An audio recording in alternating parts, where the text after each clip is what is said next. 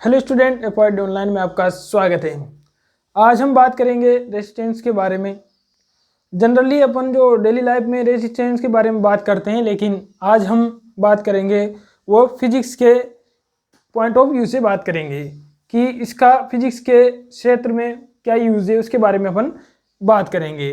सबसे पहले अपन इसके जो मीनिंग है इसके बारे में समझेंगे। उसके बाद अपन ये भी देखेंगे कि इसे अपन डेली लाइफ में किस तरह से समझ सकते हैं, क्योंकि थ्योरी में तो अपन समझ सकते हैं कि रेजिस्टेंस होता क्या है, क्या कैसे डेफिनेशन तो याद कर सकते हैं, लेकिन प्रैक्टिकली कैसे फील करें इसके बारे में भी आज अपन जानेंगे कुछ प्रैक्टिकल के माध्यम से। तो आइए शुरू करते हैं अपना लेक्चर। सबसे पहले बात करेंगे अपन इसकी डेफिनेशन के बारे में। जैसा कि आप वर्ड से समझ पा रहे हैं कि रेसिस्टेंस यानी कि ओपोजेज टू फ्लो, यानी कि किसी भी फ्लो का क्या करेगा, ये ओपोज करेगा।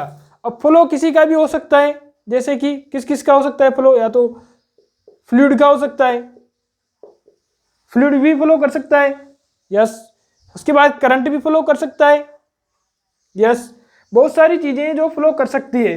तो यहाँ अपन जनरली जो बात कर रहे हैं फिजिक्स के पॉइंट ऑफ व्यू से कर रहे हैं। तो अपने जब भी जो फिजिक्स का फील्ड है उसमें क्या काम आता है, इलेक्ट्रिक रेजिस्टेंस नाम से ये अपने फिजिक्स में काम आता है। तो अपन बात करेंगे इलेक्ट्रिक रेजिस्टेंस की। किसकी बात करेंगे अपन? इलेक्ट्रिक रेजिस्टेंस की।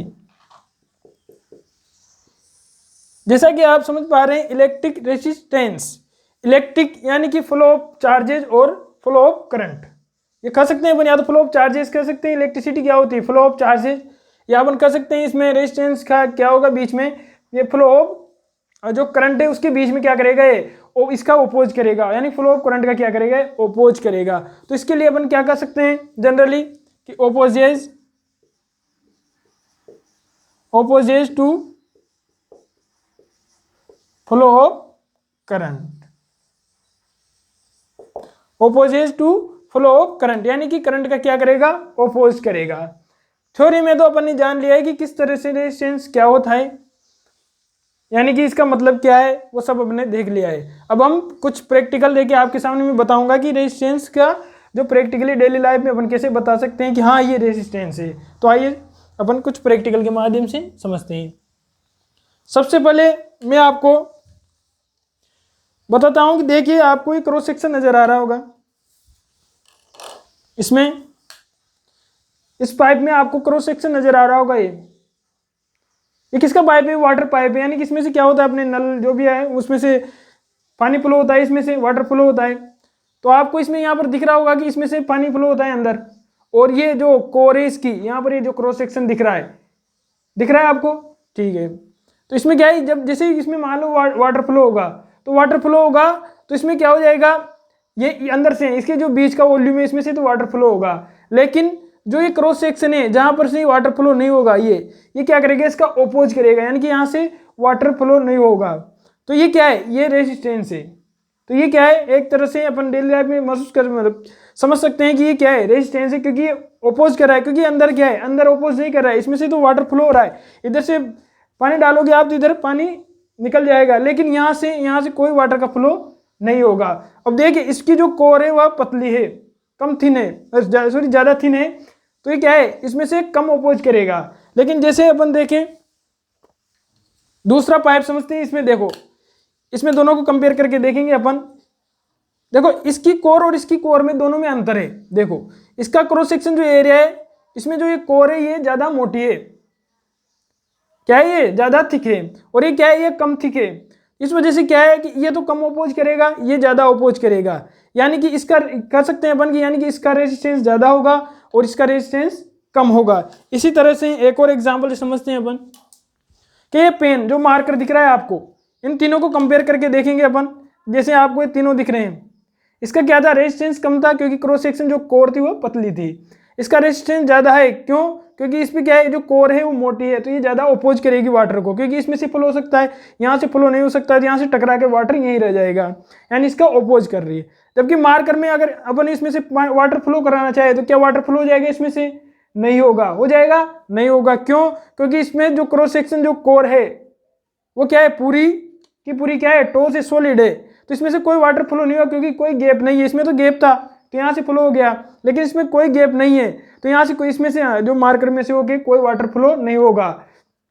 तो इसका मतलब क्या होगा, ये क्या है, हाई रेजिस्टेंस है, यानी कोई वाटर फ्लो नहीं होगा, यानी कि इसका रेजिस्टेंस क्या है, हाई है। तो अपन ने तीनों को कंपेयर करके देखा, और इसकी जो वाटर फ्लो की बात कर रहे हैं अपन, इसी की बात अपन करंट फ्लो में भी कर सकते हैं कि मान लीजिए कोई एक कंडक्टर है, इसमें से करंट फ्लो हो रहा है, तो ये करंट का अपोजिट जो ये कोर है ये क्या करेगी, करंट का अपोज करेगी।